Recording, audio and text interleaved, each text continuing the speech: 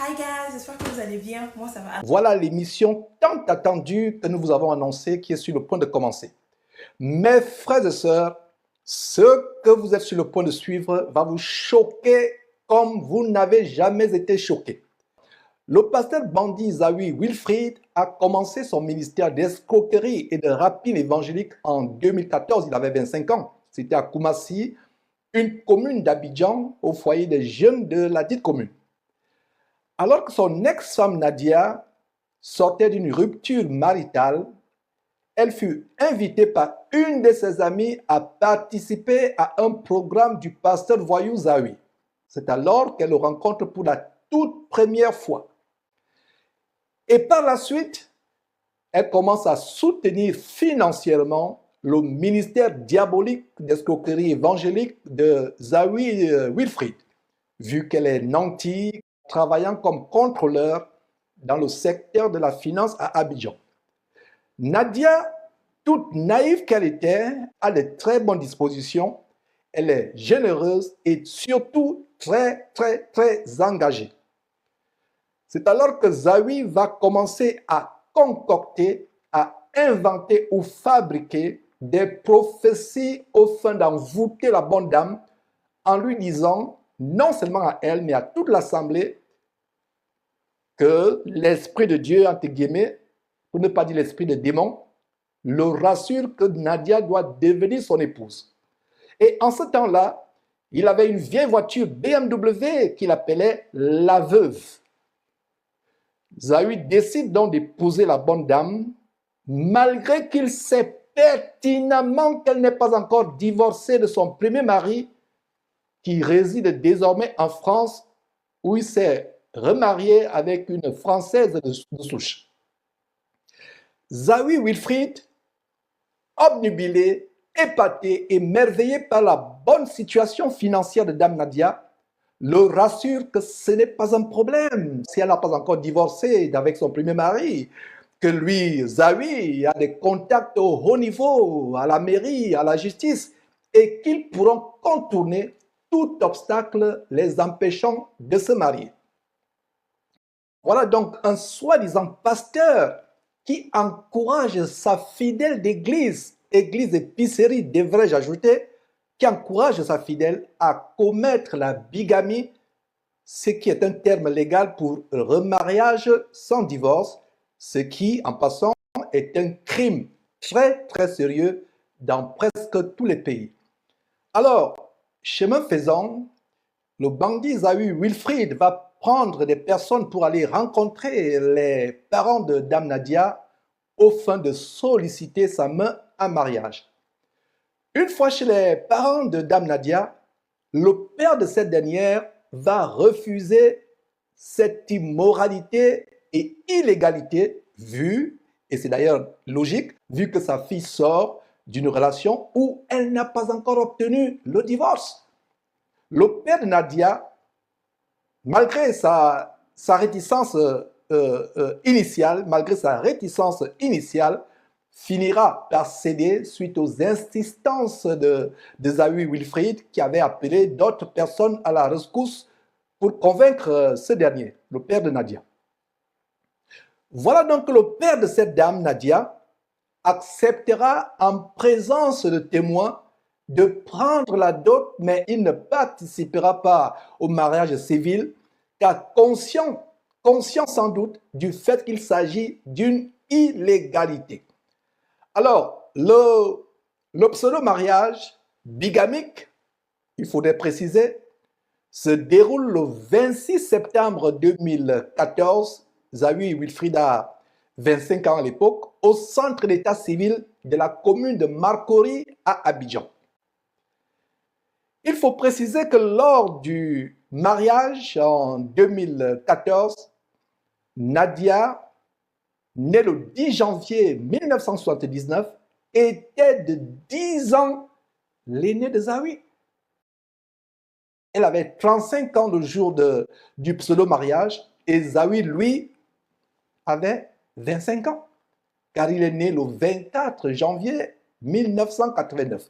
Donc voilà l'écart de 10 ans. Ce détail est tellement important parce que vous allez comprendre les pratiques de gigolo de ce monsieur qui va vers les femmes pour leur argent. Donc aujourd'hui, au moment où je vous parle, Nadia est âgée de 46 ans et Zawi, lui, soi-disant, a 36 ans. Alors, après le pseudo-mariage en 2014, Nadia, dans les flammes de l'amour, offre une BMW X5 toute blanche au révérend de l'escroquerie évangélique Zawi Wilfrid, qui se croit aux anges, commençant à vivre son paradis sur terre. Alors, ils auront par la suite 4 enfants, dont 3 filles et un garçon. Mais le garçon va décéder d'une mort mystérieuse, soudaine, car ce bandit Zawi, un franc-maçon, comme je vais le démontrer bientôt, a des pratiques occultes, des gris-gris ou fétiches dans sa chambre à coucher, la chambre conjugale, les gris-gris, les fétiches, derrière lesquels il y a des démons avec lesquels il communique de façon audible. Et c'est par ces démons qu'il opère ces pseudo-miracles et guérisons. Comme d'ailleurs tous ces faux pasteurs que je dénonce depuis des années. Et une chose avec Zawi, lorsqu'il rencontre une femme, que cette femme soit mariée ou célibataire, dès qu'il sent que cette femme a des moyens financiers, il s'engage à l'envoûter avec ses fétiches. C'est ainsi qu'il a brisé et détruit plusieurs mariages. Et d'ailleurs, nous y reviendrons dans quelques instants. Voilà comment, dans le livre de Tite, au chapitre 1, ces personnes bouleversent des familles entières enseignant pour un gain honteux ce qu'il ne faut pas enseigner. Alors, cet homme Zawi, ce bandit évangélique, qui se vante d'être un homme riche et d'avoir la grâce de Dieu, en réalité la grâce de Satan, cet homme qui se vante sur les réseaux sociaux d'être riche, est en réalité un fié-fié gigolo qui a envoûté mystiquement d'innombrables femmes, couchant avec elles pour voler leur étoile, selon les dires des sorciers comme lui-même, et satisfaire les besoins des démons derrière ses fétiches. Tout ceci afin d'accroître ses pouvoirs sataniques et son influence dans le milieu évangélico-protestantico-satanique ivoirien et mondial. Après le mariage en 2014, il voyageait avec son épouse partout où il allait, à travers les pays en Afrique. Il voyageait avec son épouse. Et d'ailleurs, il y a un détail très très important sur lequel je reviendrai dans quelques instants. En se rendant tout seul au Congo-Brazzaville en 2021, il fait la rencontre de Sandrine Judith Sassou Nguesso, qui va l'inviter en Guinée équatoriale où elle réside. C'est là que va débuter une relation amoureuse flamboyante, enflammée, digne d'un feuilleton de cinéma brésilien.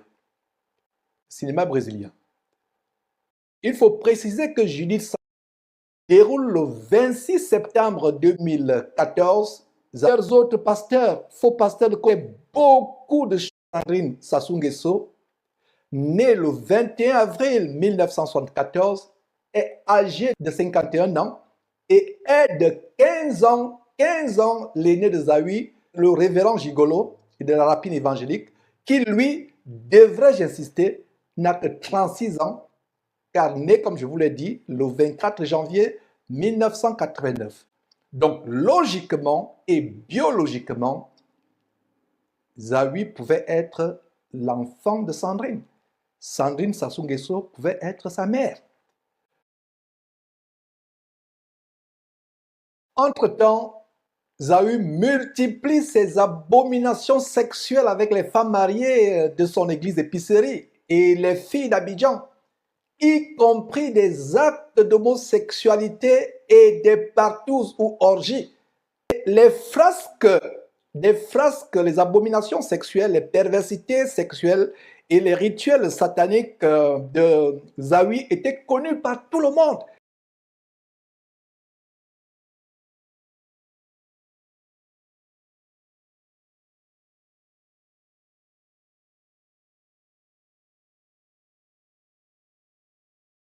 Mes frères et sœurs, et parlant donc de comment cet homme était vraiment notoire, donc marquons une toute petite pause en vous montrant quelques morceaux choisis. Nous passerions 2 heures, 3 heures en train d'étaler les frasques abominables sexuelles de ce monsieur. Mais commençons par quelques détails, mes frères et sœurs. Cette femme, sur la photo, en compagnie de son ex-mari, s'appelle Yapo Elo Salomé, une fidèle de l'église épicerie du pasteur Bandi Wilfried Zawi. Le pasteur voyou l'a envoûtée pour coucher avec elle et l'a ruinée financièrement en lui promettant le mariage, alors qu'il connaît bien le mari de cette dernière que vous voyez sur l'affiche. Espérant être la future maman pasteur de l'église épicerie de Zawi Wilfried, elle divorce de son mari. Malheureusement pour elle, le pasteur Bandi Zawi Wilfried, en bon gigolo endurci qu'il est, l'abandonne quelque temps plus tard pour se concentrer sur une proie beaucoup plus grande, Sandrine Sassou Nguesso, sur qui nous reviendrons abondamment dans quelques instants. Et d'ailleurs, en décembre 2024, Sandrine Sassou Nguesso, lors de son voyage d'amour en Côte d'Ivoire pour rencontrer son gigolo d'amant, surprend le pasteur Bandi Zawi Wilfried en train de s'amouracher avec Yapo Salomé. Pris de panique et voyant ses gros intérêts pécuniaires disparaître, le pasteur voyou Yawi se met à genoux devant Sandrine Sassou Nguesso pour implorer son pardon comme s'il était Dieu. Il se met à genoux pour implorer avec larmes son pardon, sans même se soucier de cette fille que vous voyez sur votre écran, pourtant mariée. Alors, cette dernière, Yapo Elo Salomé, choquée outrancièrement devant cette scène surréaliste et se sentant excessivement, extraordinairement humiliée, elle quitte définitivement l'église épicerie sans embarcation ou d'embarquement pour l'enfer de Zawi, après avoir expliqué la scène à quelques fidèles proches. Voilà, mes frères et sœurs, et ce n'est pas tout. Il y a d'autres frasques. Qu'en est-il de celle-ci? Voilà une autre proie sexuelle du pasteur Bandi Zawi, Christelle Evodi, qui se passe pour évangéliste, alors que nous ne voyons nulle part dans la parole de Dieu qu'une femme soit évangéliste ou docteur ou enseignante, ce qui interdit à la femme. La femme qui craint Dieu doit s'éloigner de ces choses. Elle se passait pour évangéliste, mais en réalité était une femme adultérine chronique. Elle était mariée à un monsieur pourtant responsable qui vit ou qui vivait en Europe. Mais à cause de ses multiples infidélités, y compris avec le pasteur voyou Zawi, l'époux cocufié l'a tout simplement abandonné. En passant, elle est l'une des filles spirituelles du pasteur Bandi Zawi et était son passe-temps sexuel. Elle était le passe-temps sexuel de ce dernier. Elle avait un salon de coiffure et d'esthétique non loin de l'église épicerie de Zawi Wilfried au quartier Angré Nouveau, près de la pharmacie Val d'Oise. Elle a aussi couché avec plusieurs autres pasteurs, faux pasteurs de Côte d'Ivoire. Et elle sait beaucoup de choses abominables sur ces derniers. Voilà, mes frères et sœurs. Voilà, c'est tellement choquant. Ce n'est pas tout. Le cas suivant est encore davantage choquant. La femme en robe blanche sur cette carte est la même personne sur les deux photos en dessous. Le jour du mariage, elle paraît plus vieille, avec la fausseté qu'elle a mise sur le visage, les faux teints, etc., etc. Mais c'est la jeune fille qui est au bas, en dessous, au bas, les deux photos en dessous, au bas de la carte. Donc, elle s'appelle Dago Christelle et est, elle aussi, l'une des innombrables proies sexuelles du pasteur voyou Zawi. Elle s'est mariée à quelques jours, quelques semaines, plus précisément le 15 mars 2025, avec Bobo Avatar, que vous voyez également sur cette carte. Bobo Avatar, soit dit en passant, est ancien musicien de feu DJ Arafat, qui est mort tragiquement dans un accident. On a exposé cela pour avertir les jeunes à la suite du pacte satané qu'il avait fait pour avoir une gloriole, une célébrité passagère éphémère. Donc ce Bobo Avatar sur l'écran, un ancien musicien de feu DJ Arafat, est actuellement instrumentaliste dans l'église épicerie de Zawi. Mais ce qui est davantage choquant, frères et sœurs en Christ et chers téléspectateurs, c'est que c'est Zawi, le faux pasteur, qui a béni, entre guillemets, pour ne pas dire maudit, leur mariage pendant qu'il couchait avec la femme. Bobo Avatar, tout bête, tout naïf, n'a jamais été au courant que Zawi, son faux pasteur de patron, couche toujours avec sa femme. Et qu'il le faisait bien avant leur mariage, pendant qu'il tambourinait un instrument de musique dans cette église bordel, dans cette maison de prostitution évangélique. J'ai comme l'impression que c'est pour la première fois qu'il sera au courant de ces révélations choquantes, avec preuve à l'appui. Avec preuve à l'appui, mes frères et sœurs.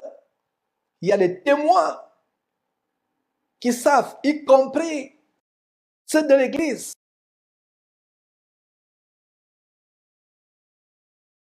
Et ce n'est pas tout. Il y a cette autre fille que vous voyez sur votre écran, qui est à gauche, encerclée en vert, qui se nomme Ahou. Elle est l'une des multiples filles avec qui le pasteur voyou couchait au sein de son église épicerie, salle d'embarcation pour l'enfer, salle d'embarquement pour l'enfer. Voilà, mes frères, des choses terribles à vous couper le souffle. Voilà comment ces faux pasteurs ternissent le nom de Dieu. Le nom de Dieu, à cause d'eux, est blasphémé parmi les païens. Voilà pourquoi les gens préfèrent devenir bouddhistes, faire du yoga, devenir même athées, devenir animistes, à cause de ces faux pasteurs. Mais je suis content de pouvoir les dénoncer afin de montrer au monde entier que ce ne sont pas des serviteurs de Jésus-Christ. Jésus-Christ, le Fils de Dieu, ni Jésus-Christ, ni son Père, Dieu son Père, ne connaissent pas ces voyous. Et ce qui est plus choquant encore, voilà une victime qui est décédée il y a quelques jours. Cette femme que vous voyez sur votre écran est morte il y a quelques jours à la suite d'un accouchement difficile. Elle s'appelait Greta Soketu, une soi-disant pastoresse. Voilà le titre qu'on leur donne pour les maintenir captifs dans ces prisons évangéliques, dans ces mouroirs évangéliques. Elle était la secrétaire particulière du pasteur Bandi Zawi et l'une de ses proies sexuelles alors qu'elle était mariée. Donc, en même temps qu'elle couchait avec Zawi, elle lui cherchait aussi d'autres filles comme victimes sexuelles. Donc, elle était devenue une véritable proxénète, engageant, embauchant les filles, ravitaillant les soirées d'orgie à la Pididi du pasteur Zawi et ses compères abidjanais, Mahomet Sanogo et autres. Et ce qui est important, c'est qu'elle est morte sachant presque tout sur les abominations sexuelles et les pratiques de sorcellerie de Zawi. Et ce qui est davantage choquant, c'est que Zawi a refusé de payer la caution de près de 4 millions de francs CFA qu'exigeait la clinique. Cette clinique que vous voyez, là où cette femme est décédée, ils exigeaient une caution de 4 millions de francs. Son mari, à elle, n'ayant pas les moyens, Zawi a refusé de payer la caution de près de 4 millions de francs CFA que la clinique exigeait. Cette clinique d'Angré 8e tranche où elle est morte. D'ailleurs, certains des fidèles pensent que Zawi a laissé mourir cette femme expressément pour se débarrasser d'elle, car elle savait trop de saleté sur lui. Et ce qui est surprenant, mes frères et sœurs, une caution de 4 millions ne serait rien pour un individu qui se vante, qui exhibe tout le temps sa vie de luxe, comme vous pouvez voir, en train de faire ce que les Ivoiriens appellent les atalakou.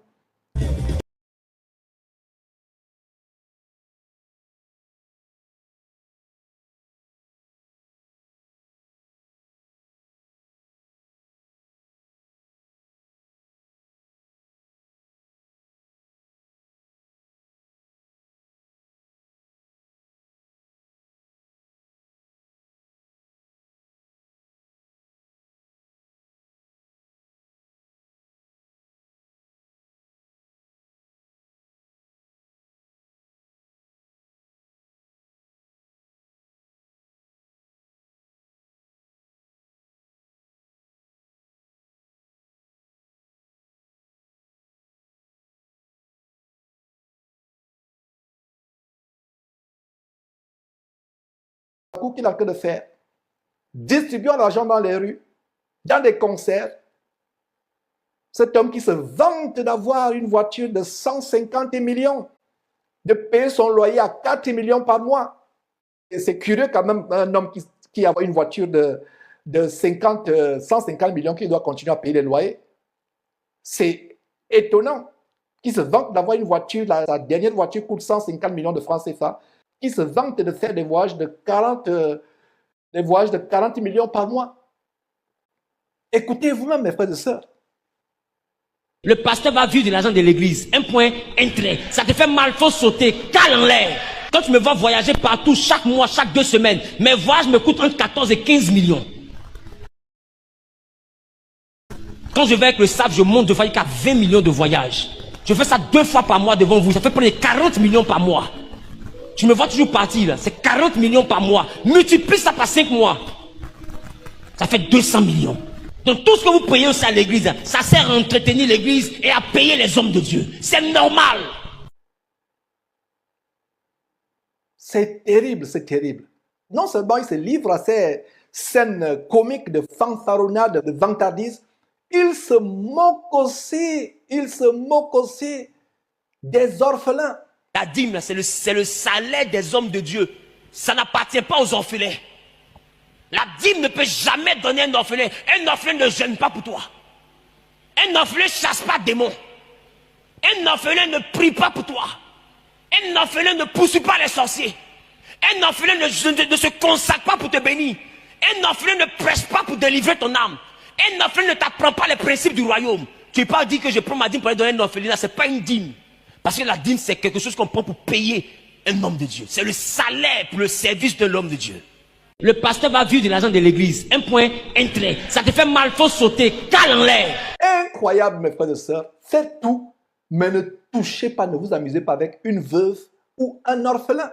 Insultant les pauvres, insultant les orphelins, menaçant les gens de son église et épicerie évangélique, tout comme son compère bandit camerounais, Charles Passo, du côté du Bénin, qui carrément menaçait ses oreilles envoûtées en leur disant, si quelqu'un continue à leur dire vanité de vanité, tout est vanité, il va l'attacher. Voilà, mes frères et sœurs, ce monsieur qui se vante. Vous voyez comment il insulte, vous venez de suivre comment il insulte carrément les orphelins. Voilà comment il n'a pas pu, mes frères et sœurs, payer la caution de 4 millions de francs CFA que la clinique exigeait. Et d'ailleurs, qui sait si cette grossesse que cette femme portait, à l'issue de laquelle elle est décédée, qui sait si cette grossesse n'était pas celle de Zawi?